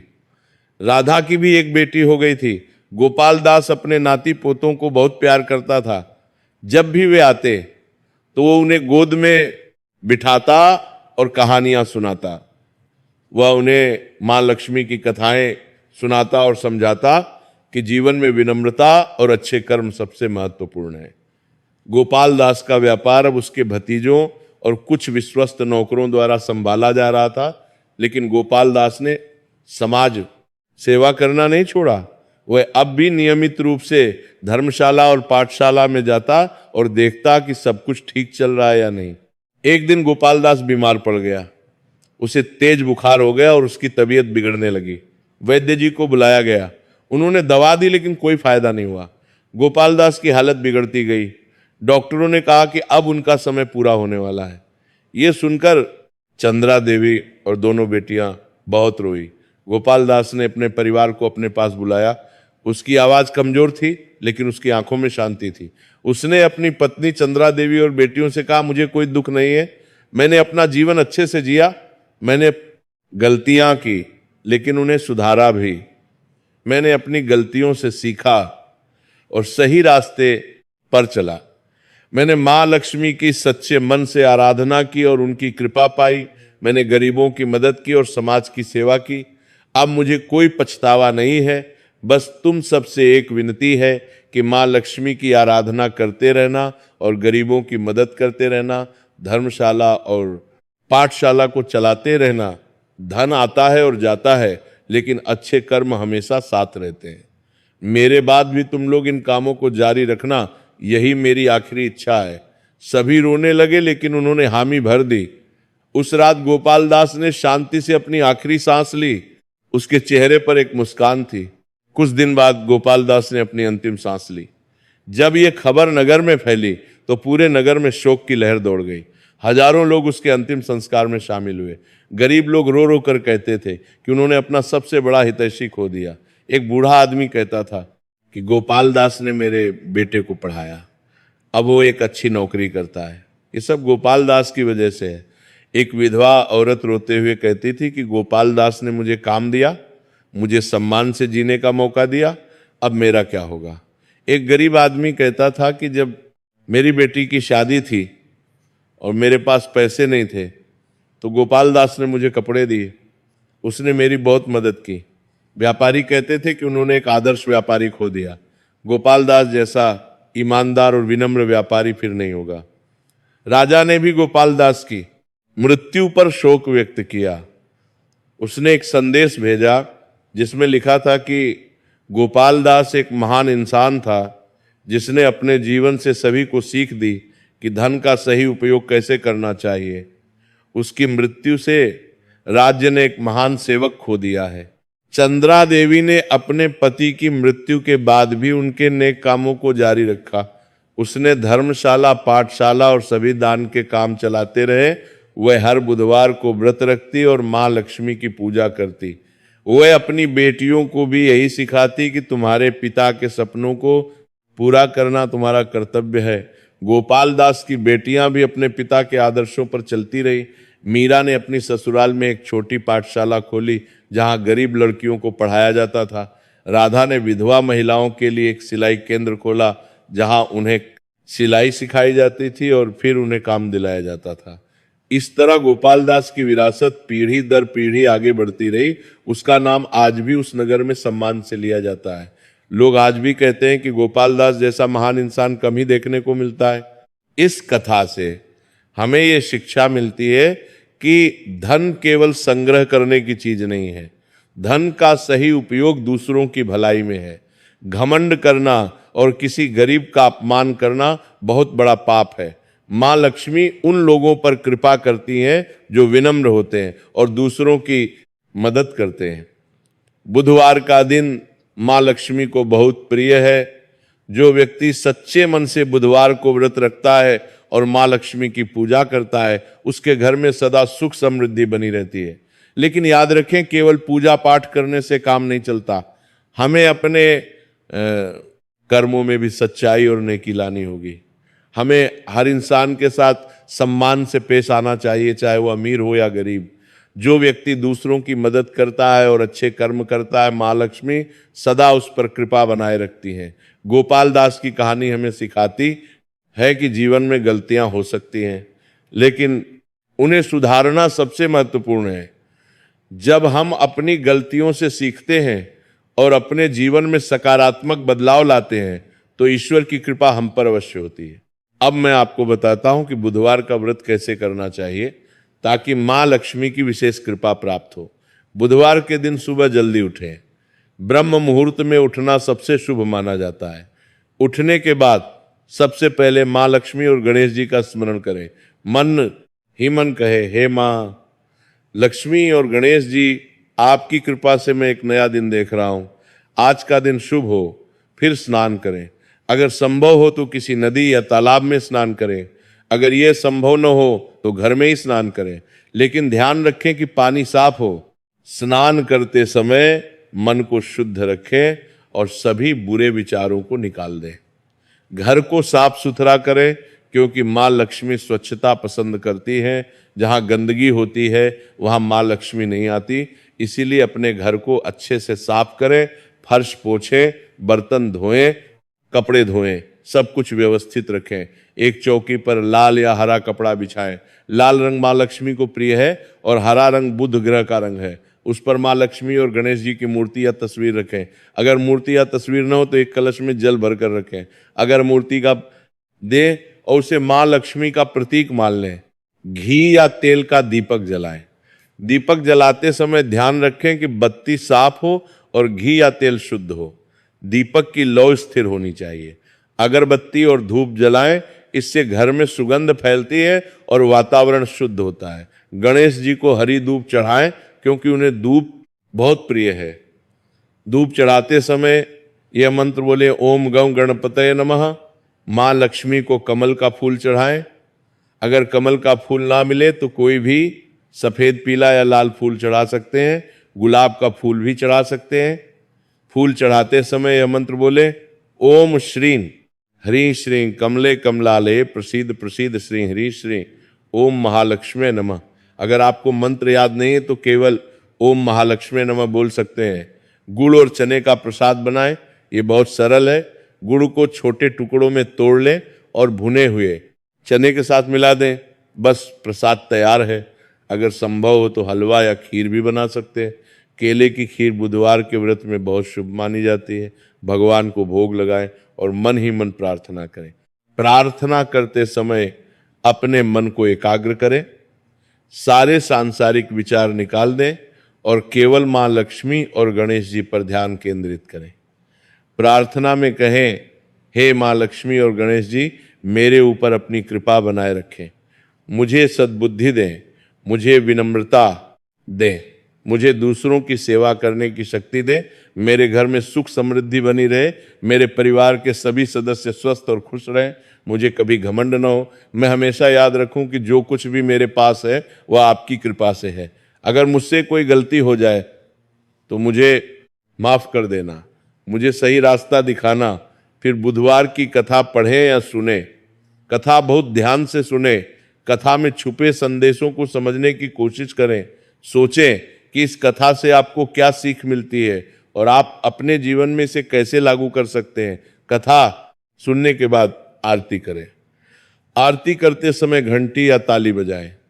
अगर आपको माँ लक्ष्मी की आरती याद है तो गाएं, अगर याद नहीं है तो मन ही मन माँ लक्ष्मी का स्मरण करें और कहें, जय माँ लक्ष्मी। आरती के बाद प्रसाद ग्रहण करें और परिवार के सभी लोगों में बांटें। अगर संभव हो तो पड़ोसियों को भी प्रसाद दें। अगर संभव हो तो किसी गरीब को भोजन कराएं या दान दें। ये बहुत महत्वपूर्ण है। केवल पूजा पाठ करने से काम नहीं चलता, हमें गरीबों की मदद भी करनी चाहिए। अगर आप किसी गरीब को भोजन नहीं करा सकते तो कम से कम कुछ पैसे या अनाज दान कर दें। बुधवार के दिन कुछ बातों का विशेष ध्यान रखना चाहिए। इस दिन झूठ नहीं बोलना चाहिए। सच्चाई सबसे बड़ा धर्म है। अगर हम व्रत रखें और झूठ बोलें तो व्रत का कोई फायदा नहीं होता। किसी से बुरा व्यवहार नहीं करना चाहिए। सभी के साथ प्रेम और सम्मान से पेश आना चाहिए। किसी गरीब या जरूरतमंद का अपमान नहीं करना चाहिए। याद रखें गोपाल दास की कहानी, उसने एक गरीब बुढ़िया का अपमान किया और उसे कितना बड़ा नुकसान हुआ। इसलिए हमें हर व्यक्ति के साथ सम्मान से पेश आना चाहिए। घर में साफ सफाई रखनी चाहिए। मान्यता बेका को कार में धारण ने। लक्ष्मी स्वच्छता पसंद करती हैं। जहाँ गंदगी होती है वहाँ वे नहीं आती। इसलिए अपने घर को हमेशा साफ सुथरा रखें। विशेष रूप से बुधवार के दिन घर की अच्छे से सफाई करें। किसी से झगड़ा नहीं करना चाहिए। क्रोध करना पाप है। अगर कोई आपको गुस्सा दिलाए तो भी धैर्य रखें और शांत रहें। अपने बड़ों का सम्मान करना चाहिए। माता पिता, गुरु और बुजुर्गों का सम्मान करना बहुत जरूरी है। उनके चरण छुएं और उनका आशीर्वाद लें। अगर संभव हो तो इस दिन हरे रंग के कपड़े पहनें, क्योंकि हरा रंग बुध ग्रह का रंग है। लेकिन अगर हरे रंग के कपड़े नहीं है तो कोई बात नहीं, साफ सुथरे कपड़े पहने, यही काफ़ी है। शाम को फिर से दीपक जलाएं और माँ लक्ष्मी की आरती करें। शाम की आरती भी बहुत महत्वपूर्ण है। दीपक जलाते समय घर के सभी सदस्य इकट्ठे हों तो बहुत अच्छा होता है। इससे घर में सकारात्मक ऊर्जा आती है। इस व्रत को कम से कम 21 बुधवार तक लगातार करना चाहिए। अगर आप चाहें तो इसे जीवन भर कर सकते हैं। कुछ लोग 21 बुधवार करते हैं, कुछ लोग 40 बुधवार करते हैं, कुछ लोग तो जीवन भर हर बुधवार को व्रत रखते हैं, ये आपकी श्रद्धा पर निर्भर करता है। लेकिन जब भी आप व्रत शुरू करें तो कम से कम 21 बुधवार जरूर पूरे करें, बीच में व्रत नहीं छोड़ना चाहिए। अगर किसी कारण से आप व्रत नहीं रख पाते तो अगले बुधवार से फिर शुरू कर दें। जो व्यक्ति नियमित रूप से बुधवार का व्रत करता है उसके जीवन में कभी धन की कमी नहीं होती, उसके घर में सुख शांति बनी रहती है और परिवार में प्रेम बना रहता है, उसका व्यापार अच्छा चलता है और उसे हर काम में सफलता मिलती है। इस कथा को सुनने और सुनाने से बहुत पुण्य मिलता है। जो व्यक्ति इस कथा को श्रद्धा से सुनता है उसके सभी मनोरथ पूर्ण होते हैं, उसके जीवन की सभी बाधाएं दूर होती हैं। जो व्यक्ति इस कथा को दूसरों को सुनाता है उसे माँ लक्ष्मी की विशेष कृपा मिलती है। ये कथा हमें सिखाती है कि जीवन में सफलता पाने के लिए केवल मेहनत ही काफी नहीं है, हमें ईश्वर की कृपा की भी जरूरत होती है।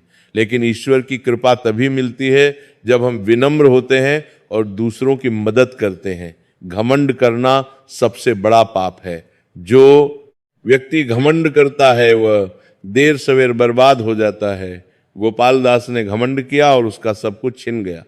लेकिन जब उसने अपनी गलती सुधारी और विनम्र बना तो माँ लक्ष्मी ने फिर से सब कुछ दे दिया। इसलिए हमें हमेशा विनम्र रहना चाहिए और अपनी सफलता का श्रेय ईश्वर को देना चाहिए। गोपाल दास की कहानी हमें यह भी सिखाती है कि गलती करना मानवीय है, लेकिन गलती को सुधारना महानता है। हर इंसान से गलतियां होती हैं, कोई भी परफेक्ट नहीं है, लेकिन महत्वपूर्ण यह है कि हम अपनी गलतियों से सीखें और उन्हें सुधारें। गोपाल दास ने एक बहुत बड़ी गलती की थी। उसने अपने घमंड में एक गरीब बुढ़िया का अपमान किया था जो दरअसल माँ लक्ष्मी ही थी। इसका परिणाम उसे बहुत भुगतना पड़ा, उसका सब कुछ लुट गया। लेकिन जब उसे अपनी गलती का एहसास हुआ तो उसने तुरंत अपनी गलती सुधारने की कोशिश की। उसने हार नहीं मानी, उसने सच्चे मन से माँ लक्ष्मी की आराधना की और अपने व्यवहार में बदलाव लाया। इसका परिणाम यह हुआ कि माँ लक्ष्मी ने उसे माफ कर दिया और उस पर फिर से कृपा की। यह हमें सिखाता है कि कभी भी हार नहीं माननी चाहिए। चाहे जीवन में कितनी भी मुश्किलें क्यों ना आए, हमें अपनी गलतियों को सुधारने की कोशिश करनी चाहिए और ईश्वर पर भरोसा रखना चाहिए। ईश्वर अपने भक्तों को कभी निराश नहीं करता। इस कथा में एक और महत्वपूर्ण संदेश छुपा है, वह ये कि धन का सही उपयोग बहुत जरूरी है। गोपाल दास के पास पहले भी बहुत धन था और बाद में भी बहुत धन हो गया, लेकिन पहले के धन और बाद के धन में बहुत फर्क था। पहले का धन उसने केवल अपनी शान शौकत के लिए इस्तेमाल किया। वह घमंड करता था और गरीबों को तुच्छ समझता था, इसलिए वह धन टिका नहीं। माँ लक्ष्मी रूठ गई और सब कुछ छिन गया। लेकिन बाद में जब उसे फिर से धन मिला तो उसने उसका सही उपयोग किया। उसने गरीबों की मदद की, धर्मशाला बनवाई, पाठशाला खोली, विधवाओं को रोजगार दिया, कुआं खुदवाया, समाज सेवा की। इसलिए वह धन स्थायी रहा और बढ़ता गया। यह हमें सिखाता है कि धन केवल जमा करने की चीज नहीं है, धन का सही उपयोग दूसरों की भलाई में है। जो व्यक्ति अपने धन को समाज के कल्याण में लगाता है वह सच्चा धनवान है। ऐसे व्यक्ति पर माँ लक्ष्मी हमेशा प्रसन्न रहती हैं। चंद्रा देवी का चरित्र भी इस कथा में बहुत महत्वपूर्ण है। वह एक आदर्श पत्नी थी।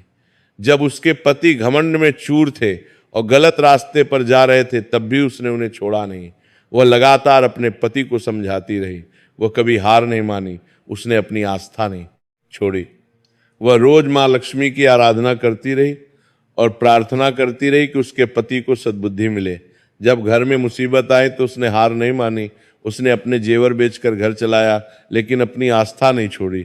उसके इसी विश्वास और भक्ति के कारण माँ लक्ष्मी ने उसके परिवार पर कृपा की।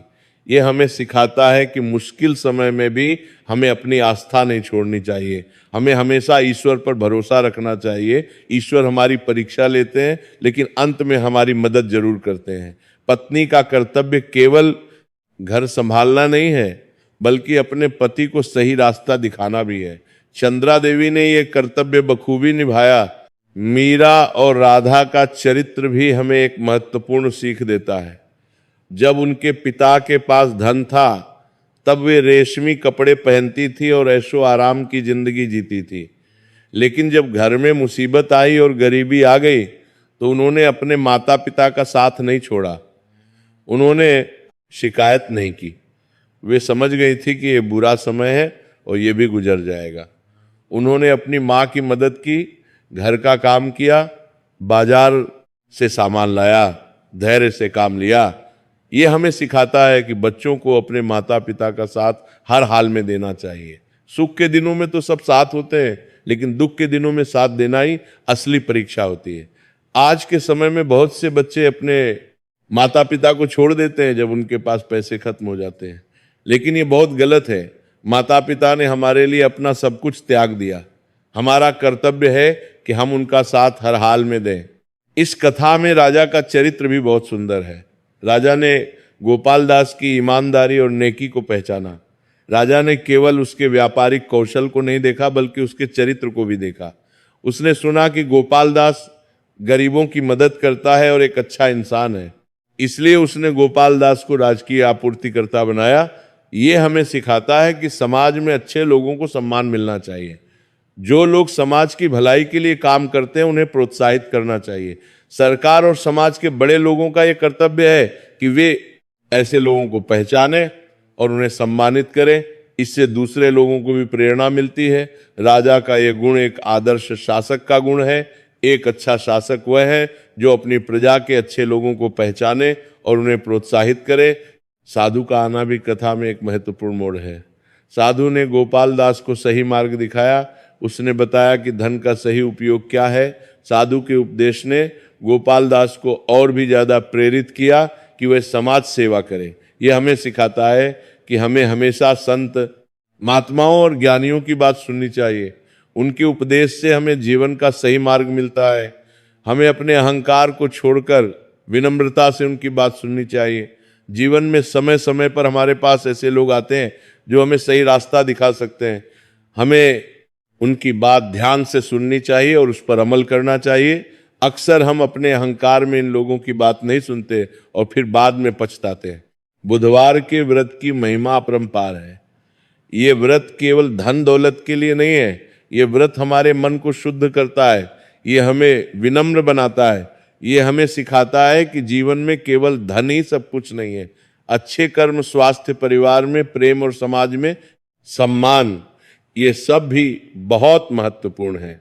जो व्यक्ति बुधवार का व्रत करता है वह केवल माँ लक्ष्मी की कृपा नहीं पाता, बल्कि उसके जीवन में समग्र विकास होता है। उसका मन शांत होता है, उसके विचार सकारात्मक होते हैं, उसके रिश्ते मजबूत होते हैं, उसके व्यापार में तरक्की होती है, उसके घर में सुख शांति रहती है और सबसे बड़ी बात यह है कि उसे जीवन का सही अर्थ समझ आता है। वो समझ जाता है कि जीवन केवल पैसे कमाने के लिए नहीं है, बल्कि अच्छे कर्म करने और दूसरों की मदद करने के लिए है। माँ लक्ष्मी की पूजा करते समय हमें ये याद रखना चाहिए कि माँ लक्ष्मी केवल धन की देवी नहीं है। वे 8 प्रकार की संपत्तियों की देवी है, जिन्हें अष्ट लक्ष्मी कहा जाता है।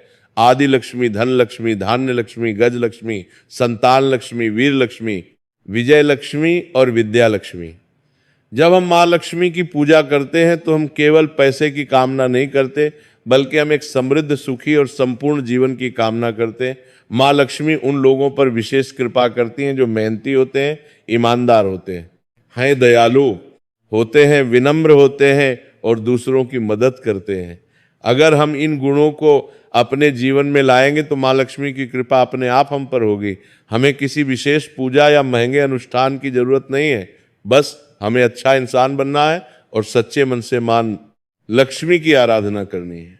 भगवान गणेश को बुधवार के व्रत में विशेष स्थान दिया गया है, क्योंकि वे विघ्नहर्ता हैं, यानी सभी बाधाओं को दूर करने वाले हैं। वे बुद्धि के देवता भी हैं। जब हम किसी भी शुभ काम की शुरुआत करते हैं तो सबसे पहले गणेश जी की पूजा करते हैं, क्योंकि वे सभी बाधाओं को दूर करते हैं और सफलता दिलाते हैं। बुधवार के व्रत में भी गणेश जी की पूजा करने से हमारे जीवन की सभी बाधाएं दूर होती हैं, व्यापार में आने वाली रुकावटें दूर होती हैं, काम में सफलता मिलती है, बुद्धि तेज होती है। हम सही निर्णय लें को पूजा करने से पाते हैं। इसलिए बुधवार के व्रत में माँ लक्ष्मी के साथ साथ गणेश जी की पूजा भी बहुत महत्वपूर्ण है। दोनों की पूजा करने से हमें 2 गुना फायदा मिलता है। बुधवार का दिन बुध ग्रह से संबंधित है। बुध ग्रह बुद्धि, वाणी, व्यापार और संचार का ग्रह है। जिन लोगों की कुंडली में बुध ग्रह कमजोर होता है उन्हें व्यापार में परेशानी होती है, उनकी वाणी में मिठास नहीं होती, उनकी बुद्धि ठीक से काम नहीं करती। ऐसे लोगों को बुधवार का व्रत जरूर करना चाहिए। इससे बुध ग्रह मजबूत होता है और व्यक्ति के जीवन में सकारात्मक बदलाव आते हैं। बुध ग्रह का रंग हरा है, इसलिए बुधवार के दिन हरे रंग के कपड़े पहनना शुभ माना जाता है। हरी दूब भी हरे रंग की होती है और इसे गणेश जी को चढ़ाया जाता है। बुध ग्रह को प्रसन्न करने के लिए हरी चीजें दान करना भी शुभ होता है। ये सब ज्योतिष शास्त्र पर आधारित है। इस कथा से हमें ये भी सीख मिलती है कि समय का चक्र घूमता रहता है, कभी अच्छा समय आता है, कभी बुरा, लेकिन हमें हर समय में संयम और धैर्य रखना चाहिए। अच्छे समय में घमंड नहीं करना चाहिए और बुरे समय में हार नहीं माननी चाहिए। गोपाल दास ने जब अच्छा समय देखा तो वो घमंड में आ गया, इसलिए उसे बुरा समय देखना पड़ा। लेकिन जब उसने बुरे समय में धैर्य रखा, हार नहीं मानी और ईश्वर पर भरोसा रखा, तो फिर से अच्छा समय आया और इस बार उसने घमंड नहीं किया, इसलिए अच्छा समय स्थायी रहा। यह हमें जीवन का एक महत्वपूर्ण सबक सिखाता है। जीवन में उतार चढ़ाव आते रहते हैं, कभी हम ऊपर होते हैं, कभी नीचे, लेकिन हमें हर हाल में संयम रखना चाहिए। ऊपर होने पर घमंड नहीं करना और नीचे होने पर हार नहीं मानना। गरीबों की मदद करना सबसे बड़ा पुण्य है। हमारे शास्त्रों में कहा गया है कि अन्नदान सबसे बड़ा दान है। जो व्यक्ति भूखे को खाना खिलाता है वो साक्षात भगवान की सेवा करता है। गोपाल दास ने अपनी गलती के बाद ये समझा और उसने गरीबों को भोजन कराना शुरू किया। उसने विधवा महिलाओं को रोजगार दिया, उसने गरीब बच्चों के लिए पाठशाला खोली। ये सब नेक काम थे जिनसे समाज का भला हुआ। हमें भी अपनी क्षमता के अनुसार दूसरों की मदद करनी चाहिए। भले ही हमारे पास ज्यादा पैसे न हो, लेकिन हम अपने समय और मेहनत से भी दूसरों की मदद कर सकते हैं। किसी को पढ़ा सकते हैं, किसी बीमार की सेवा कर सकते हैं, किसी की काम में मदद कर सकते हैं। छोटी छोटी मदद भी बहुत महत्वपूर्ण होती है।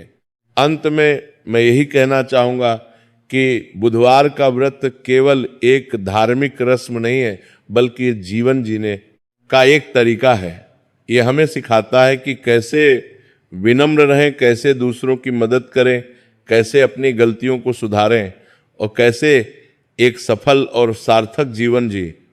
जो व्यक्ति इन सिद्धांतों को अपने जीवन में उतारता है वह न केवल इस जन्म में सुखी रहता है, बल्कि अगले जन्म में भी उसे अच्छे फल मिलते हैं। माँ लक्ष्मी और भगवान गणेश की जय हो। बुधवार व्रत की कथा पूर्ण हुई। जो कोई भी इस कथा को श्रद्धा से सुनेगा या पढ़ेगा, उसके सभी कष्ट दूर होंगे, उसकी सभी मनोकामनाएं पूर्ण होंगी और उसके घर में सुख समृद्धि आएगी। माँ लक्ष्मी की कृपा सदा आप सभी पर बनी रहे। आपके घर में सदा सुख शांति और समृद्धि बनी रहे। आप सभी स्वस्थ रहें, खुश रहें और सफल हों। हर हर महादेव। जय माता लक्ष्मी, जय गणेश। ओम शांति शांति शांति।